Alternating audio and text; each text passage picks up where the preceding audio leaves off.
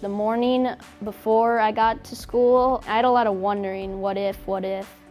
Being a mom new to a school here, I was very nervous about it, extremely nervous about it, and the staff here in the 6th grade building, they were great. They just kind of took me under their wing and reassured me that everything would be good, and it has. He fits in very well to the programs, the service learning, just being outgoing, and our values are doing the right thing and being friendly to others and helping where needed.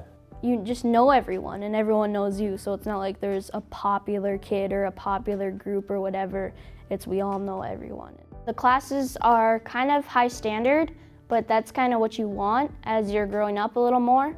But all the teachers will slow down for you or help you if you need help in anything. We think it's going to give them a real leg up going into the upper grades and then into college. No hesitation to send our children to Spectrum.